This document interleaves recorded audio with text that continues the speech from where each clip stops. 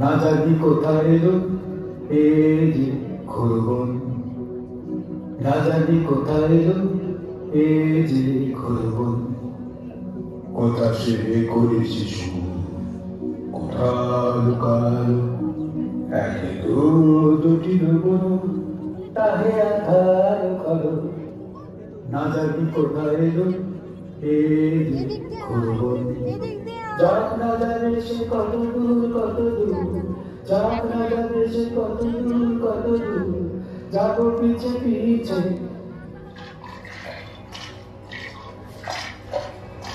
নানাও কৃষি দিয়ে ওই সে সরজু তীরে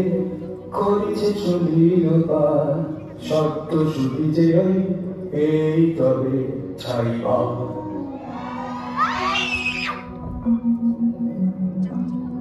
কি করিল এ দোড়ায় করি শিশু ছিল তারা কি করিল নিঠুর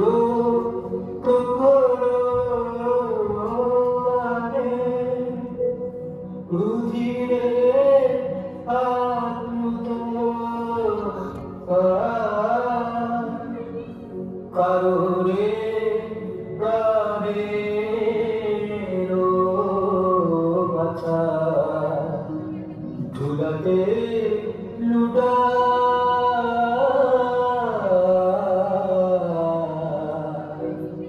কি করিল কি কুলগ্নে না জাগিয়ে ধরিলাম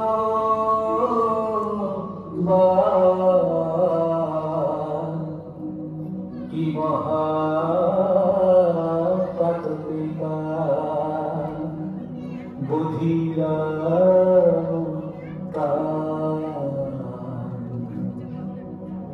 দেবতা অমৃত হারা প্রাণ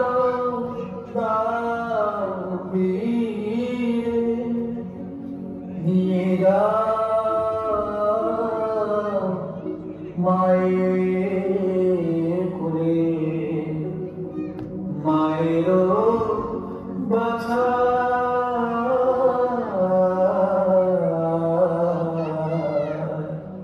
কি করিল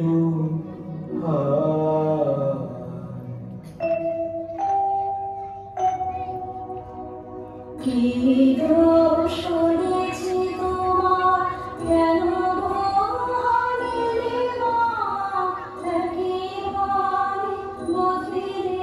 যে দুটি অভাবর প্রাণ কি দোষ করেছি তোমার শিশু না জানিয়া আমি কিছুই নাহি জানি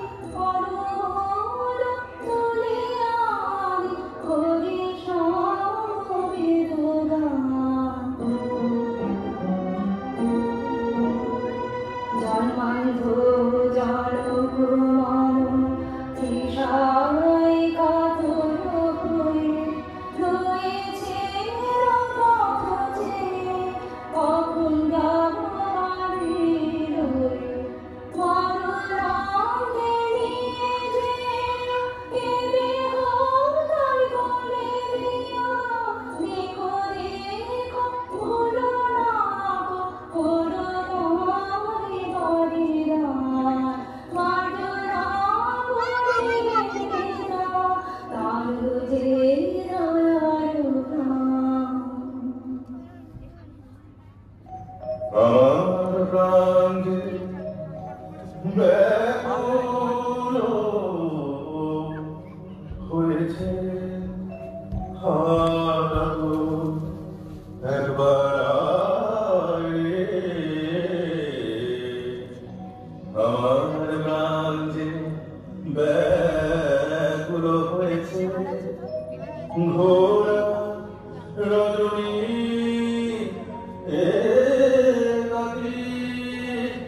কোথায় রহিলে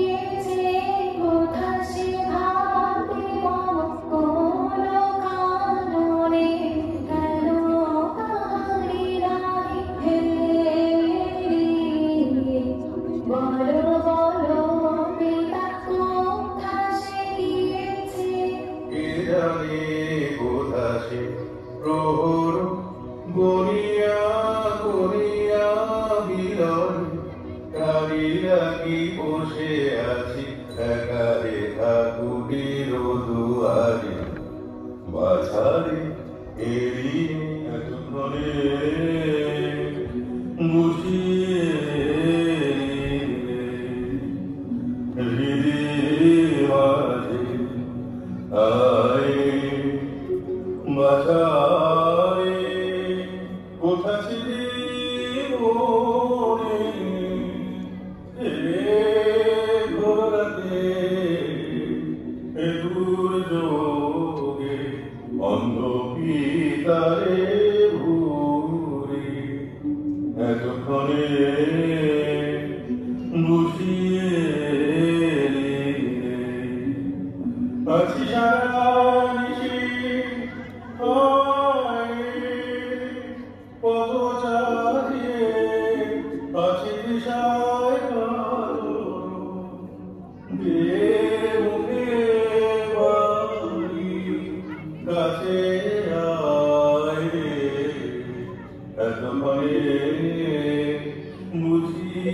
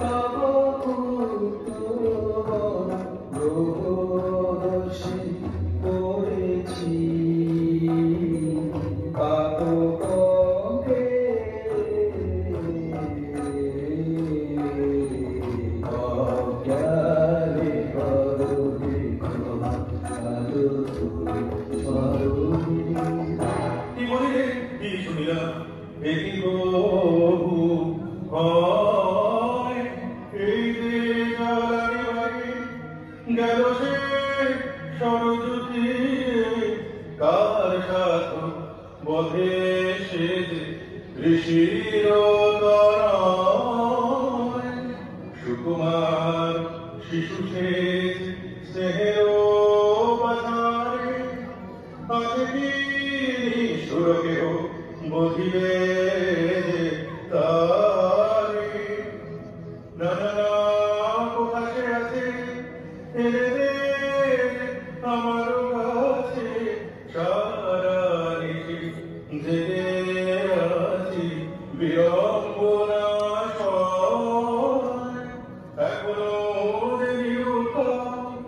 নাহি কানে ভয় হে ব্রতা কি বলি পুত্রং রাজনজং দুঃখং জরেতং মম সম্প্রদং এবং ত্বং পুত্র শোকেন রাজং কালং করিষ্যসি।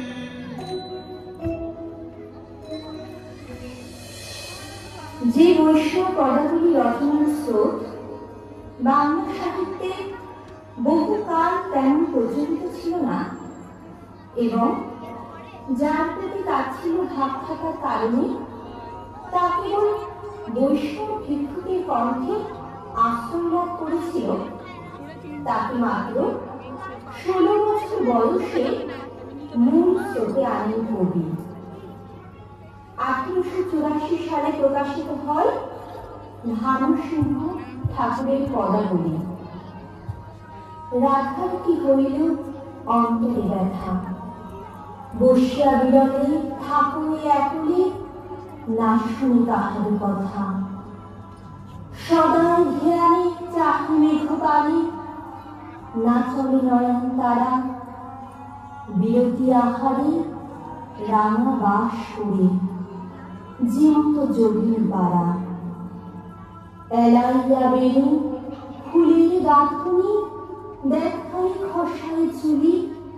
খসিত গয়ানে চাহে মেঘ পানি। কি কহে দুহাত তুলি, এক দেহ করি ময়ূরী, কণ্ঠ করে নিরীক্ষণী। চণ্ডীদাস নব পরিচয়, কালিয়া বধূর স্বামী।